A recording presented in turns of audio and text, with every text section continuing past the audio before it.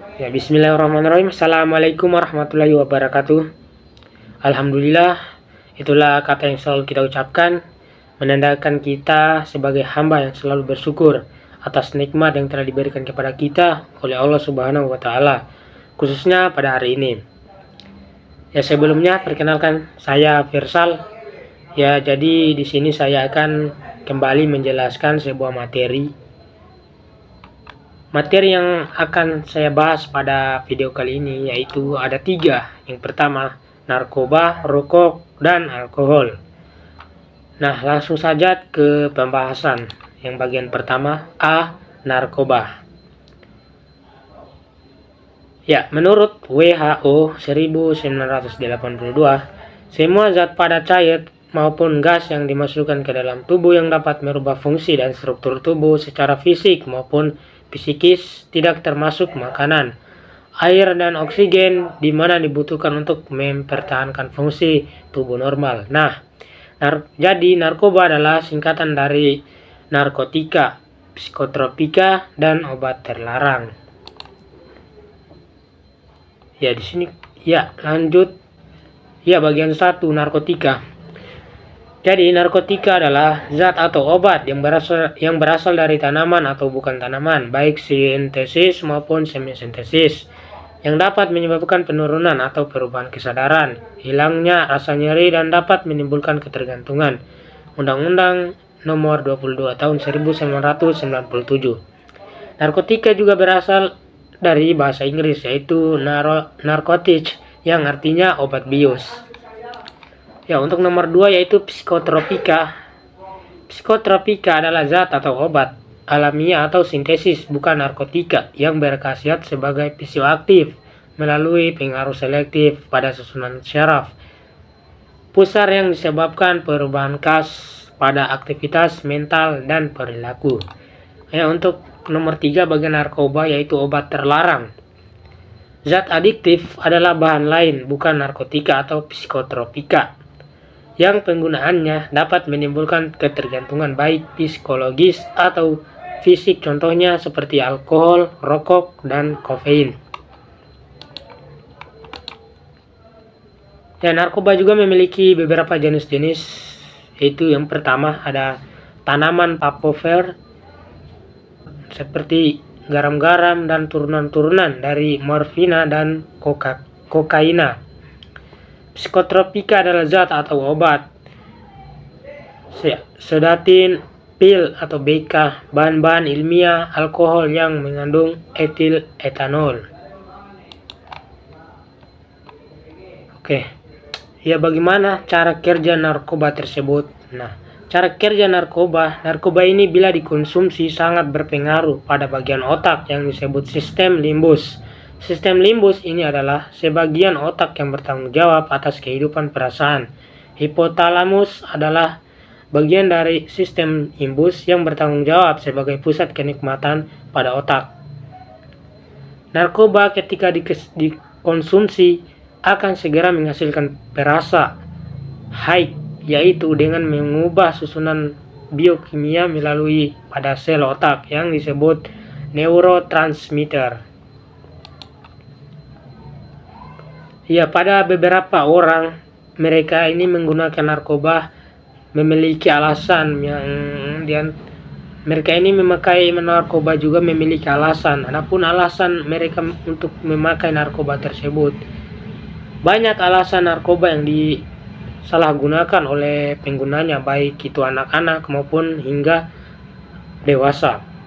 Yang pertama itu rasa ingin tahu atau iseng, coba-coba. Yang kedua, status sosial. Yang ketiga, situasi. Dan yang keempat, kebiasaan dan ketergantungan. Oke. Ya, untuk mencegah narkoba banyak menyerang para pelajar dan remaja. Kenapa? Karena masa-masa itulah remaja dan pelajar mengalami rasa ingin tahu, ingin mencari jati diri, dan ingin mencoba sesuatu. Untuk itu, remaja harus semaksimal mungkin untuk tidak terjerumus ke dalam penyalahgunaan narkoba ini. Ya, oke, yang berikut B. Rokok. Ya, rokok adalah silinder dari kertas berukuran panjang antara 70 hingga 120 mm dengan diameter sekitar 10 meter. Dengan diameter sekitar milimeter. Dengan diameter sekitar 10 mm yang berisi daun-daun tembakau yang telah dicacah. Rokok dibakar pada salah satu ujungnya dan dibiarkan membara agar asapnya dapat dihirup lewat mulut pada ujungnya lainnya. Ya, bagian 1, zat-zat yang terkandung dalam rokok. Di sini ada beberapa zat-zat yang terkandung di dalam rokok. Yang pertama itu, di dalam rokok banyak sekali zat-zat yang sangat berbahaya bagi kesehatan tubuh. Zat-zat berbahaya tersebut diantaranya adalah pertama itu ada acrolein, adalah zat terbentuk cair tidak berwarna, diperoleh dengan mengambil cairan dari giferil atau dengan mengeringkannya. Yang kedua, karbon dioksida CO adalah gas yang tidak berbau. Yang ketiga, nikotin adalah cairan banyak tidak berwarna, bisa menghambat rasa lapar. Yang berikutnya, formic acid adalah cairan tidak berwarna, tajam baunya, bisa bergerak bebas dan dapat membuat lebuh. Yang terakhir, zat yang terkandung dalam rokok yaitu tar, adalah cairan kental berwarna coklat tua atau hitam, didapatkan dengan cara distilasi kayu dan arang juga dan arang juga getah tembakau dan lain-lain. Ya, nomor 2, bahaya yang ditimbulkan. Bahaya yang ditimbulkan rokok dapat menyebabkan kanker perut, kanker usus dan rahim, kanker mulut, stroke, osteoporosis, penyakit jantung, bronkitis, dan lain-lain, masih banyak lain. Ya, penyakit-penyakit tersebut adalah bahaya yang akan diderita oleh perokok aktif. Perokok aktif adalah orang yang merokok secara langsung, sedangkan perokok pasif adalah orang yang tidak secara langsung menghisap rokok, tetapi orang tersebut menghisap asap rokok yang dikeluarkan dari mulut orang yang merokok. Bahaya penyakit yang akan diderita perokok pasif adalah meningkatkan resiko kanker paru-paru dan penyakit jantung, masalah pernafasan termasuk radang paru-paru dan bronkitis, bersin dan batuk-batuk, sakit tenggorokan, serta sakit kepala. Yang berikutnya, C, alkohol.